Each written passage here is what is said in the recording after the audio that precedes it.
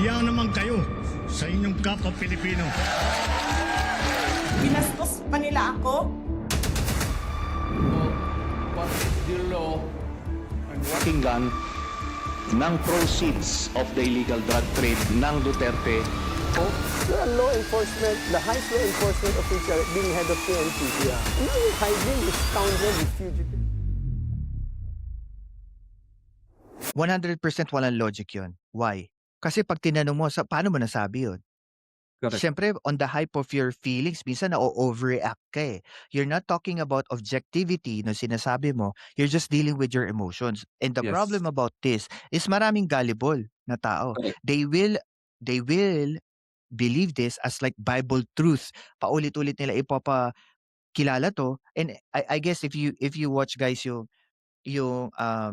live ko previously with Kuya Nerve, yung about sa Chinese, increasing Chinese attacks, sinasabi ko doon that hindi na influencers ang tawag ko dito sa mga taong to. They are deliberately a propagandista.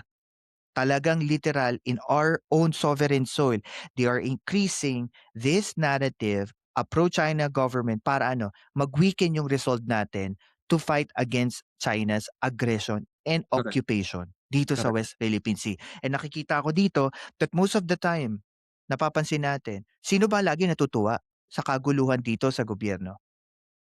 Siyempre, yung mga Most kalaban definitely, ng... itong mga, Oo. itong mga kalaban ng gobyerno, and ang masakit dito, yung kalaban ng gobyerno, they're trying to infiltrate our government or even our country using their money and their influence using these people on social media. Kaya nakakalungkot. And I think as we go further, isa din sa siguro tanong ko sa iyo and what's your reaction about this? Tinanong din siya on the interview that one of his interview, bakit panay ang banat mo sa Pangulong Marcos? Meron din naman mga insertions na ginawa noong panahon na mayor pa si Sara Duterte. Why is it that there is a favorable sentiment against the president and wala kang opinion about Mayor Sara? At tas ang paliwanag niya is, hindi pa ako kongresista nun eh. Is it like a balanced opinion about this? Kumbaga parang nakikita niya yung mga mali, no, sa gobyerno, and pag binato na pabalik o ibinalik na sa sinusuportahan niyang partido, dun siya nagiging parang nagkakaroon ng blind, kumbaga yung blur effect, at nabe-blur na. Kumbaga parang sometimes dahil sa siguro personal na vendetta niya Yun sa nga. mga nangyari sa kanya personally, nagagamit niya yan as his tool to influence other people towards his narrative, which is technically against Duterte, against the Marcos government. Do you think he is a closeted DDS? Marami kasi nagsasabi ng pretentious siya eh. Pretender siya, hindi nagpapahalata, pero yung mga activities niya, yung mga ginagawa niya towards government is yun, advantage para sa mga kalaban ng gobyerno. Sino ba ang number 1 na kalaban ng gobyerno? Correct. And I think mas tumitindi nga ngayon yung atake nila sa presidente, di ba? I think one of the recent na atake nila is yung health ng pangulo. And makikita natin dito, wala talagang patumanggang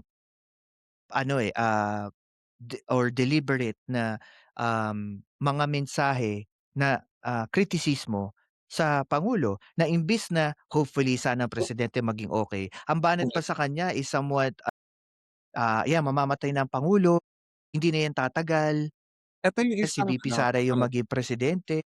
correct. Ito yung isang sign na na mapapatunayan mo na DDS yung isang tao o isang vlogger o isang politiko. Mm. Ano yung nakikita nila?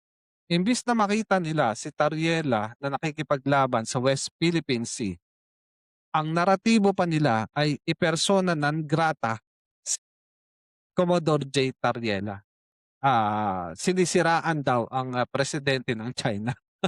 So dapat daw ipersona non grata.